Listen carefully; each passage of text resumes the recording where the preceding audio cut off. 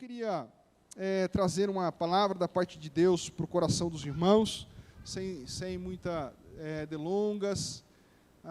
Final de semana prolongado, alguns irmãos viajaram, mas nós precisamos voltar para a nossa casa com uma palavra de Deus para o nosso coração. E depois nós vamos fazer a ceia também, antes de terminarmos o culto. Queria abrir o texto bíblico com os irmãos do Evangelho de Jesus Cristo, segundo escreveu João, capítulo 3, verso 30. Capítulo de número 3, verso 30 de João. A Giovana vai pôr aqui para a gente o texto. Os irmãos que estão sem Bíblia podem acompanhar aqui. Amém. Diz assim, o texto sagrado. Está frio aí, irmã Clarice? Quer que desliga um pouco ali? Ah, não? Então tá bom. Tá bom. João, capítulo 3, verso 30, diz assim: e é necessário que ele cresça e que eu diminua. Vamos ler juntos esse texto? 1, 2, 3. É necessário que ele cresça e que eu diminua. Quem é ele? É Jesus. É necessário a nossa vida. Esse é um princípio, irmãos, que deve estar permeado em todas as áreas da nossa vida. É importante, aquilo que fazemos, o que somos, deve convergir para o fato de que Deus seja grande, que Jesus seja exaltado, que Jesus seja visto por meio das nossas vidas. Puxa, você tem tal característica positiva. Nossa, é verdade, o Senhor que me deu, louvado seja o nome do Senhor. Poxa, Deus tem abençoado você no seu trabalho, você tem alcançado e conquistado posses. Deus tem abençoado você e prosperado sua vida. Sim, temos trabalhado muito, mas louvado seja o Senhor, porque Deus tem me dado oportunidade, saúde, portas abertas. Deus é que tem me dado aquilo que eu tenho. Puxa, que família linda que você tem. Pois é, Deus que me deu. Eu louvo ao nome do Senhor pela família que eu tenho. Nossa, que ministério relevante que você tem. Sim, o Senhor me chamou, Ele me capacita, Ele que está presente na minha vida. Louvado seja o nome do Senhor. Tem o meu esforço, tem a minha vontade, tem a minha participação, tem a minha parte, sim, mas se não fosse inclusive o Senhor para te dar essa aptidão, essa graça, essa força, essa saúde, você também não a teria. A nossa vida, ela deve existir para a glória de Deus, para que Jesus seja glorificado, e naturalmente o nosso eu, o nosso ego, ele vai se diminuir. Não precisamos fazer nada para diminuirmos, porque já somos pequenos. Nós, quando exaltamos o Senhor, então, naturalmente, nós nos colocamos no nosso devido lugar, que é o lugar de servo, de mordomos, daquilo que Deus tem para a nossa vida e para a nossa história. Então, se eu fosse colocar em um ponto, irmãos, nós precisamos diminuir o nosso ego carnal, porque vivemos em um tempo que talvez até a teologia americanizada. Deixa eu dizer uma coisa para vocês: o que nós temos de teologia, de livro, e que os pastores, maioria, estão pregando nos púlpitos das igrejas no Brasil, é uma teologia americana, que é traduzida e vendida pelas editoras do Brasil, e isso alimenta os púlpitos do Brasil. Nós temos, infelizmente, ainda pouca produção teológica no Brasil, e a grande maioria da teologia que nós vemos, nos irmãos pregando na televisão, e que acaba difundindo ideias e teologias, elas vêm da América do Norte. Não é raro nós vermos nos programas desses grandes pastores televisivos, pastores americanos falando. Então, a teologia, ela é uma teologia adaptada. Pastor, mas a palavra de Deus não é uma só? Sim, mas a palavra de Deus, como o apóstolo Paulo nos ensina, amém, irmãos? Vocês estão prestando atenção ou eu estou falando muito rápido? A teologia, como o apóstolo Paulo fala, é a graça de Deus. A graça que o apóstolo Paulo chama de uma graça multiforme. Ou seja, a graça de Deus, ela se adequa às suas necessidades. Então, a graça de Deus, o Evangelho de Jesus, quando é pregado, por exemplo, lá na África, faz sentido para os irmãos, e eles adoram a Deus batendo batuques, e tá bom assim, Deus recebe o louvor deles por meio dos batuques, a graça de Deus vai lá e se revela na Inglaterra, e eles se reúnem junto com os príncipes na abadia de Westminster, e toca aqueles pianos milionários, e a graça de Deus também está lá, a graça de Deus se acomoda àquela cultura, àquela linguagem, de maneira que a teologia americana nem sempre ela se ajusta nas necessidades que nós temos no nosso contexto, no nosso povo, na nossa cultura. E eu posso dizer, pelo menos, um exemplo, por exemplo, quando eu era missionário, e eu fui ser missionário lá na Cordilheira dos Andes, na Bolívia, e eu estava, então, em um período lendo muito, alguns livros, que é a base teológica do R.R. Soares. Irmãos, eu não estou pedindo dinheiro aqui, viu? Isso aí faz tempo já. Depois eu me converti, não, estou brincando. Naquela época, eu estava lendo alguns livros, e me ocorreu de eu esquecer agora o nome desse teólogo americano. Se eu me lembrar, eu falo. E estava lendo os livros dele, e ele fala sobre essa teologia da prosperidade. É o pai da teologia da prosperidade. E essa teologia tem alguns aspectos interessantes, bons, mas essa teologia, ela nasceu e ela faz sentido para o povo americano. Um povo rico, um povo que está em um patamar de mente e até de situação econômica, estrutural, muito mais avançado do que a nossa realidade. Então, a linguagem da teologia para eles faz sentido. Quando você traz aquilo para cá, para o Brasil, nós temos algumas dificuldades. E pior ainda, eu estava lendo esses livros, e quando a gente lê, a gente é influenciado. E eu estava, então, indo para a Bolívia, na Cordilheira dos Andes, pregando para os índios quechuas, irmãos. E, de alguma forma, eu queria fazer com que a teologia da prosperidade que eu estava lendo fizesse sentido para aqueles irmãos lá na Cordilheira dos Andes. É uma realidade totalmente diferente. A gente morava onde nós estávamos, a nossa base era numa província que chama Punata, no departamento de Cochabamba, é em cima da cordilheira mesmo. E lá, nos dias martes, que é terça-feira, tem as feiras, e as feiras lá, claro que você compra também, mas ela funciona mais como uma base de troca. Então, você caça um coelho na montanha, você leva lá, você troca por uma roupa, e a pessoa pega o coelho, mata e come. Enfim, é de barganha, uma feira de barganha. Aqui no Brasil, há muitos anos atrás, havia também feiras assim. E lá é essa a realidade. Essa é a realidade das pessoas. Eles moram nas montanhas, comem um alimento muito apropriado deles, muito milho, né, maíza, muito alimentos deles lá. E aí eu comecei a tentar pregar, por exemplo, a teologia dessa prosperidade lá, não estava dando certo, irmãos. Mesmo porque não era a necessidade deles, não era como uma visão de vida deles. Eu chegava e falava assim, irmãos,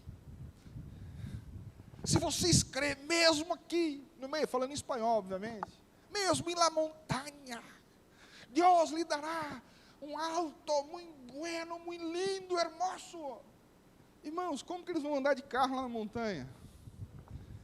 Não faz sentido para quem mora em cidades muito bem estruturadas ter carros. Nem nós aqui no interior, no Brasil, irmãos, cidades até mais bem estruturadas do que a nossa, não conseguem ter alguns carros. Como, por exemplo, se alguém que mora aqui, ou até numa cidade aqui, Marília, por exemplo, vai ter uma Ferrari, vai só conseguir andar em umas 2, 3 quadras, porque as ruas do Brasil não têm estrutura para comportar carros com tanta tecnologia. E isso influencia a nossa maneira de ver, de entender o mundo, de compreender as coisas. E aí eu cheguei lá e queria fazer com que eles crescem em coisas extraordinárias, mas, na verdade, eles não estavam querendo isso, essa não era a necessidade deles. Não fazia nenhum sentido para eles a teologia da prosperidade, visto que os valores que eles tinham eram valores completamente diferentes. A busca deles era uma busca completamente diferente daquilo que nós buscamos nos dias de hoje. Eram necessidades diferentes, e a graça, a mensagem do Evangelho precisaria então ser adequada dentro das suas necessidades, para que a graça de Deus pudesse fazer sentido para eles, um Deus que ama, um Deus que abençoa, um Deus que se faz presente no meio das necessidades de um povo real. Eu digo isso, irmãos, porque essa teologia americanizada, eu falei tudo isso só para dizer que essa teologia americanizada, nessa teologia, existe embutido dentro dela um sentimento de uma nação que é grande, de uma nação que é orgulhosa, de uma nação que faz parte da cultura deles se sentirem poderosos e preponderarem ante o outro. E isso está de maneira muito sutil, muitas vezes, mas está permeada nas mensagens evangélicas que nós temos recebido nos dias de hoje. E nós recebemos como se isso fosse algo assim do Senhor. Mas quando nós olhamos para a palavra do Senhor, nós temos um convite da parte de Deus a sermos humildes. A sermos humildes. Jesus Cristo nunca disse para imitar a Ele, senão, uma só vez, disse assim: sede meus imitadores, sede mansos e humildes. Ele não falou, olha, vocês devem ser como eu, sair por aí, fazendo grandes milagres, vocês me imitem nisso. Mas Jesus disse, olha, vocês precisam aprender a ser mansos e humildes. Aprendei de mim que sou manso e humilde de coração. E o Evangelho de Jesus Cristo, irmãos, tem e deve ter essa característica, de exaltar a Deus, de exaltar a Cristo. Quando nós usamos ou queremos usar o Evangelho para nos vangloriar e nos mostrarmos maiores do que o outro, nós estamos, de alguma maneira, indo exatamente contra aquilo que Jesus Cristo quis nos ensinar. E o poder de Deus se revela na humildade, na fraqueza, naquele que é humilde. E quando eu falo humilde, irmãos, não estou dizendo do fraco. Existem duas coisas diferentes, o fraco e o humilde. Tem gente que fala assim, olha, quando as pessoas falam comigo assim, eu não falo nada, eu deixo falar. Você não fala nada, às vezes, porque você é fraco. Você não tem força moral, você não tem força espiritual para rebater aquilo. Isso você não é exatamente humilde, você é fraco. Fraco, uma pessoa fraca de posição, tudo está certo, tudo está bacana. Né? Lá em casa tem uma expressão que era de um tio da minha mãe, o tio João. O tio João era um solteirão, já meio velho, né? Aí as pessoas chegavam para ele, das parentes, o pessoal chegava para ele e falava assim, ô, João, você tem que casar, João, você está ficando velho. Ele falava, sim, João tem que casar, é verdade, João vai casar, calma. Aí chegava outro e falava assim, João, não casa não, rapaz. Vixe, se você casar, você vai ver, ou você está solteiro, está tranquilo, vai até aqui assim, fica solteiro mesmo, casar é difícil. Ele é mesmo, João não vai casar não. Então assim, todo mundo que falava, ele concordava com todo mundo.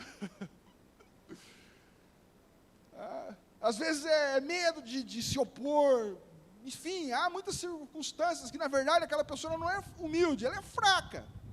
Agora, o humilde é aquele que tem a força necessária para reagir, mas prefere, para honrar a Deus, se humilhar. Às vezes, ao invés de rebater, procurar ensinar, procurar orar, procurar buscar em Deus a melhor reação possível, que não seja uma reação instintiva, egoísta, mas uma reação espiritual, piedosa, baseada na oração e na reflexão com princípios da palavra de Deus. Esse é o conceito de deixar Deus ser evidenciado na nossa vida, é no nosso dia a dia, irmãos.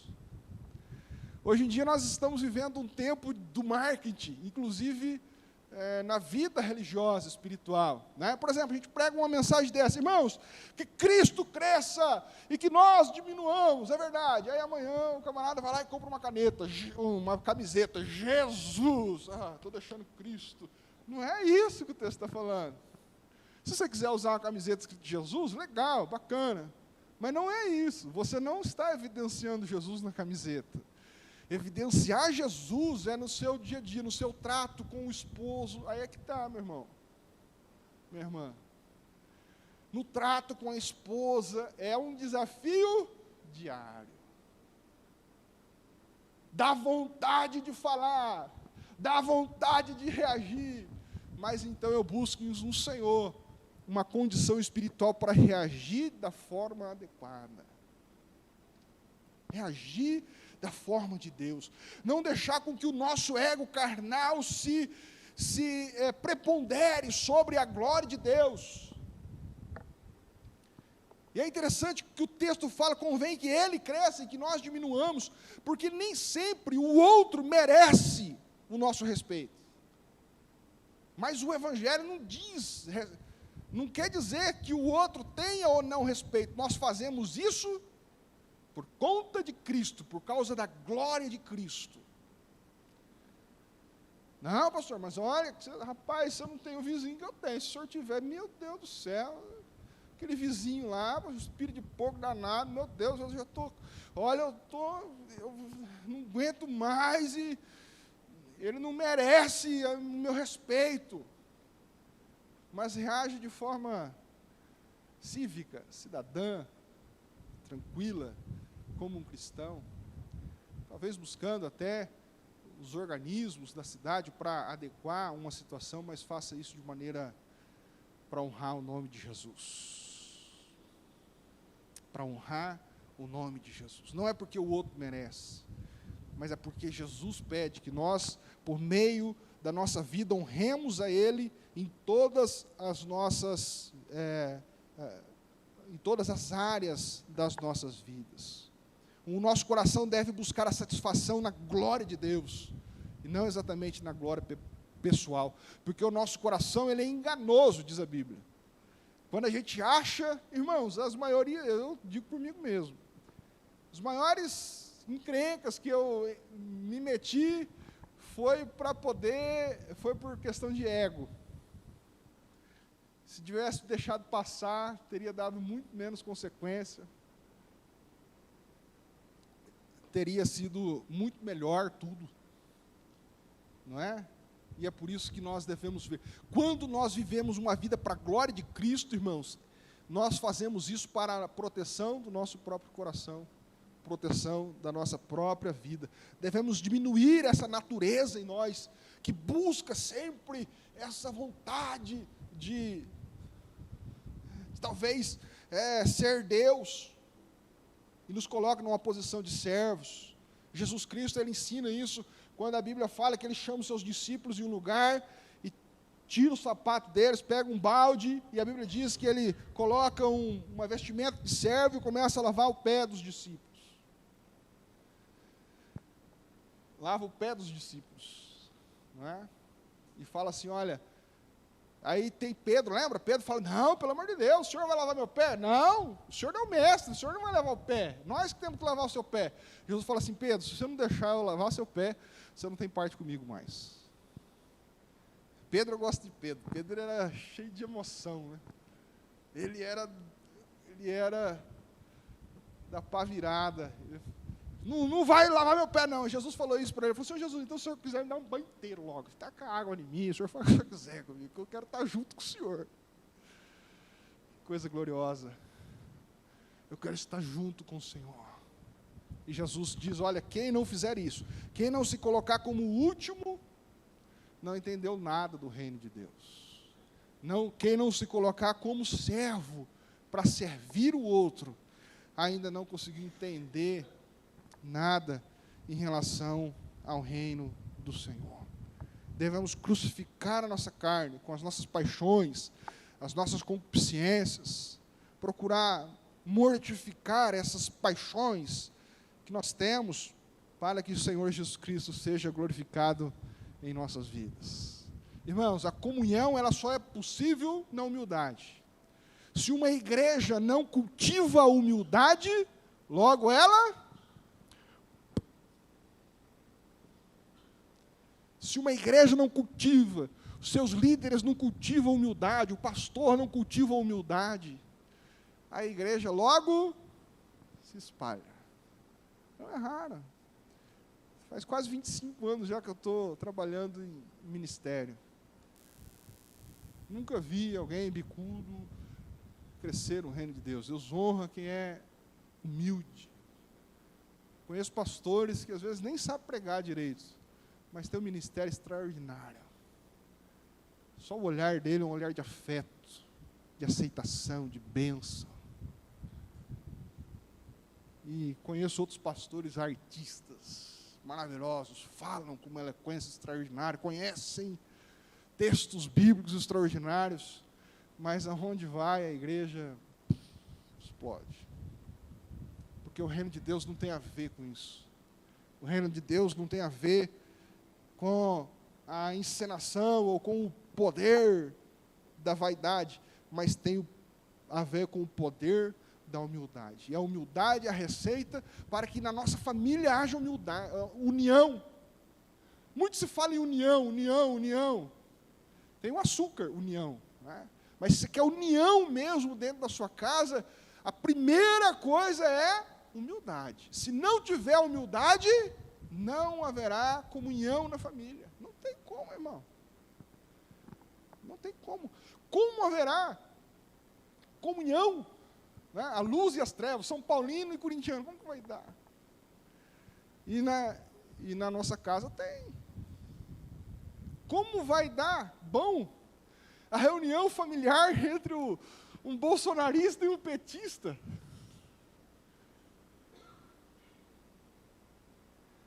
Mas diante dessas diferenças, o Senhor Jesus Cristo nos chama a quê? Diferenças religiosas mesmo.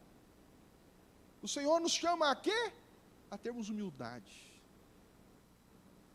O Senhor nos chamou para falarmos o Evangelho, até para falarmos, sim, contra os erros, colocarmos e ponderarmos em relação às heresias, as diferenças que existem em outros, mas o Senhor não nos chamou para ofender ninguém, irmãos. Não imagine que ofendendo a outra pessoa por conta da religião dela, você está fazendo algo que agrade a Deus. Não está. Não está. Nós vivemos em um outro tempo, um tempo onde a luz do Evangelho ilumina a mente e os corações. É pelo convencimento. É pela persuasão do Espírito no coração. É assim que nós convencemos, pelo seu procedimento. Não é? E às vezes tem muitas pessoas fazendo exatamente o contrário. Você tem que ser crente. Aí, você tem que virar crente lá no churrasco. Você tem que virar crente. Essa porcaria aqui, isso aqui é de barro. Não, você vai chegar aonde com isso aí? Onde você vai chegar com isso? Não. O que é isso? Há alguma divergência? Há. Mas isso nós precisamos, se em estado formos, no momento adequado, da forma adequada, da forma do Senhor, nós vamos responder. Lembra o que o apóstolo Paulo fala para Timóteo?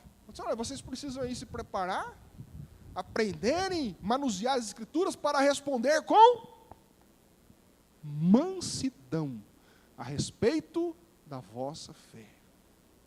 Responder com mansidão a respeito da vossa fé. Esse é o princípio que o apóstolo Paulo ensina. Agora tem uns irmãos que decoram 6 versículos da Bíblia e já acham que vai sair brigando com os outros. Irmão, você vai decorar os versículos para brigar com os outros? Então não decora nada. Vem aqui, canta só. Se for para brigar com os outros.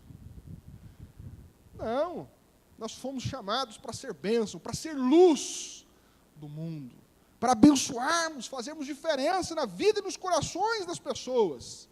Devemos crucificar a nossa carne. Quantas vezes é necessário, às vezes, nós ficarmos em silêncio, recebermos, como Jesus lá em Isaías, um cordeiro mudo sendo levado ao matador. Naquele momento não era o momento dele falar, ele estava sendo crucificado, mas o profeta Isaías narra, ele foi levado como uma ovelha muda. Quantas vezes, irmãos, é necessário dentro da nossa casa, para ganharmos a esposa, para ganharmos o esposo, para ganharmos os filhos, para ganharmos vida boa que Deus quer nos dar, quantas vezes precisamos da serenidade, do silêncio. Quando o outro procura o choque, nós damos como resposta o silêncio. Mas não é fácil, irmãos. Falar aqui é bonito. Olha, em resposta à agressividade, dê o silêncio. Olha que frase linda. Faz isso no dia a dia para você ver. Aí é preciso lembrar que nós precisamos fazer isso para a glória de Deus. Nós vamos diminuir e Ele vai crescer. Não é pelo outro, porque às vezes pelo outro não vale a pena. Mas é para que Cristo seja glorificado. Aí vale a pena. Nós fomos chamados para viver em comunhão. Coisa boa, família unida. Coisa boa, igreja unida. Mas para isso acontecer precisa haver humildade, compreensão. Às vezes nós vamos pensar diferentes em algumas coisas, mas vamos caminhando juntos. Deus vai nos dando graça. O Senhor vai nos ensinando. O Senhor vai nos moldando. Deus vai nos fazendo no decorrer da nossa caminhada cristã. Não é? Sozinhos nós somos muito fracos. É igual Durepox. Fica lá aquelas duas corzinhas lá. Anos. Fica mole aquele negócio lá, não serve para nada. Agora quando os dois juntam, aquilo fica forte. Só é possível se juntar ao outro por meio do caminho da humildade. Servir o reino de Deus. Eu vivo para a glória de Deus. Nós vivemos um tempo em que servir a Deus é muito em relação à igreja. Servir a Deus é ir na igreja. Aqui é um lugar de formação, irmãos. Aqui não tem um fim em si mesmo. Aqui não se dá a vida cristã. É muito fácil ser crente na igreja. Não é? Todo mundo chega à tarde, 4 horas, 4h30, já toma um banho, passa um avanço debaixo do braço. Aí põe a roupa de crente, põe a cara de crente também, e vem para a igreja. E vem aqui, que ele cresça, eu diminuo, ai, que gostoso, que bem. E amanhã?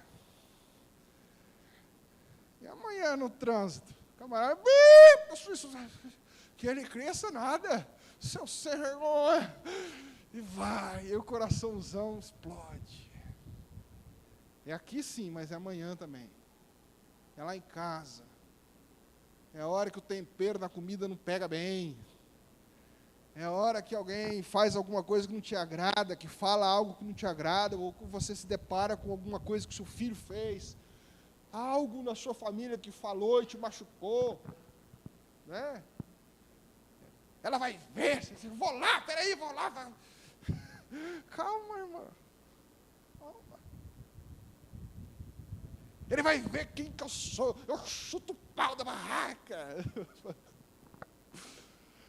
Satanás, sai dessa vida. Calma, irmão. Calma. Que o Senhor Jesus Cristo seja glorificado na nossa vida. É um grande desafio. E eu vou ser sincero para os irmãos, eu ainda não sou modelo para os irmãos nisso. Preciso crescer muito. Tenho melhorado um pouquinho, mas preciso melhorar muito ainda. Mas esse é o desafio que a Bíblia tem para mim. Devemos negar a nós mesmos, tomar a nossa cruz e seguir Jesus. Tomar a nossa cruz é tomar sentido, ser responsável pelas coisas difíceis também.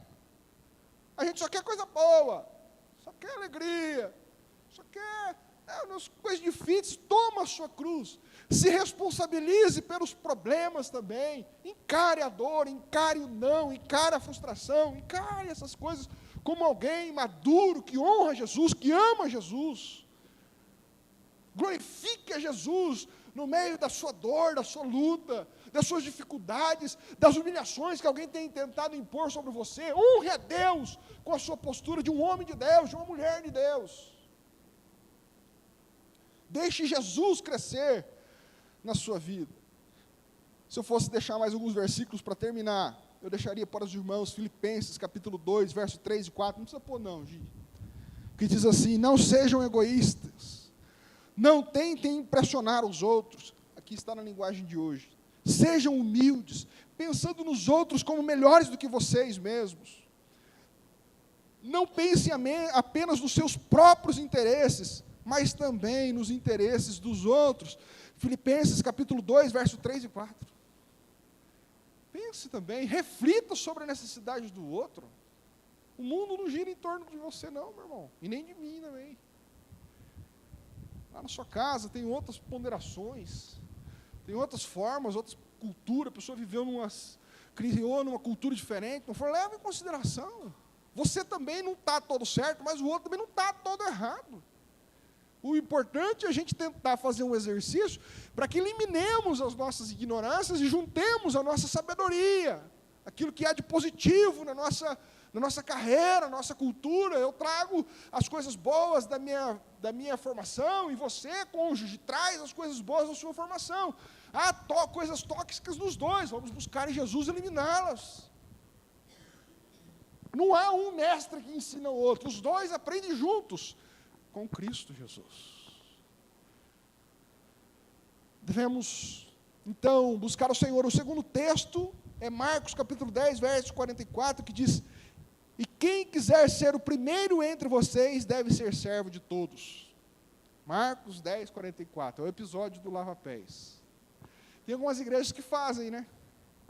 Já ouviu falar? A igreja do lava-pés? Lá em Tupã tem. E é verdade, você já leu o texto? Jesus fala a mesma coisa que falou da Santa Ceia. Quando vocês vos reunirdes, façam isso. Fala no lava-pé também. Nós vamos fazer um lava-pé aqui com vocês, vamos ver. Mas é interessante, é uma prática que Jesus fala: olha, quando vocês se reunirem, façam isso. A mesma coisa que ele falou para a ceia, ele falou nesse episódio também, mas por tradição nós não fazemos. Mas é interessante, tem algumas igrejas que fazem. E é um desafio mesmo, né, pessoal? Pegar o dedão do irmão assim, com o sabãozinho, passar no meio do dedo assim, ó. Às vezes tem uma frieirinha, uma coisa, você passa no cantinho na unha o dedo assim, lá, uma buchinha, lava pés. Que coisa boa. Coisa boa. Vou fazer qualquer dia. Estou brincando, não vou fazer não. Mas o que o texto quer nos trazer de princípio, porque mais importante do que o símbolo é o que o símbolo simboliza. Não é igual a Santa Ceia. Às vezes, não tem problema, tá? Mas às vezes a gente faz aquela Santa Ceia. Por isso que na nossa igreja aqui eu não gosto de enfeitar muito a ceia, porque às vezes o símbolo fica mais importante do que aquilo que o símbolo simboliza. Então o que é importante é o que o símbolo simboliza. E o lava-pé simboliza o quê? Humildade, ter o outro em primazia, o serviço do outro. E às vezes, vem cá, irmão, às vezes servir o outro também é exortá-lo. Servir o outro não é só também passar a mão na cabeça. Servir o outro também é dizer verdades, né?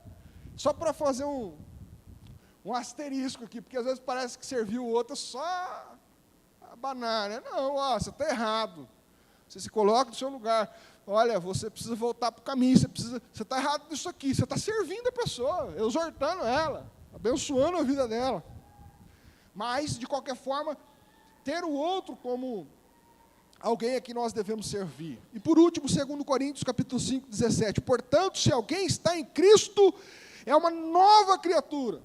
As coisas antigas já passaram, e eis que se surgiram coisas novas, uma vida nova, com princípios novos, preceitos novos. E quando começamos a aplicar esses princípios na nossa vida, irmãos, a nossa vida muda, nossa família muda, melhora muito. Esses princípios aplicados são extraordinários. Eles são contra a cultura. A impressão que dá é que se a gente for humilde, biblicamente falando, vai dar errado, mas não é, dá certo. Nosso cérebro, por conta do pecado original, é fadado ao pensamento de que ser humilde você vai se dar mal, e não é. Eu já tive a oportunidade de conhecer alguns grandes pregadores. Todos eles que realmente são homens de Deus, grandes pregadores, são extremamente humildes. extremamente humildes. Mas às vezes por aí tem uns irmãozinhos, uma benção também, né? Mas tem uns irmãozinhos que aprendem os versículos da Bíblia para sair pregando, né? Aí já compra uma Bíblia 2 vezes maior que essa aqui.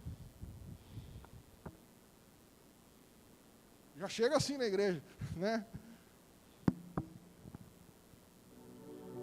Paz do Senhor. Faz até uma voz grossa. Você ser bem sincero com os irmãos. Quando chega aqui na nossa igreja alguém assim, me dá até um calafrio. Nossa, meu Deus do céu.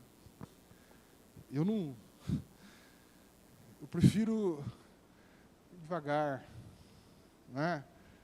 Porque a impressão que dá é que aquele que quer se impressionar com o exterior é porque ele não tem muita coisa dentro. Porque aquele que tem essência não precisa. Ele chega mesmo sem nada, o perfume não pode ser visto, mas pode ser sentido. A pessoa que tem essência cristã, ela não precisa se esconder através de uma gravata, de uma voz grossa.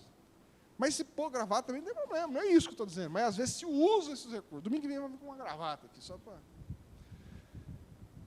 Mas que o Senhor nos dê humildade na nossa casa, para vivermos a vida cristã e honrarmos ao Senhor, irmãos, com o nosso coração cheio de Deus. Tá bom? Quero orar por você. Senhor...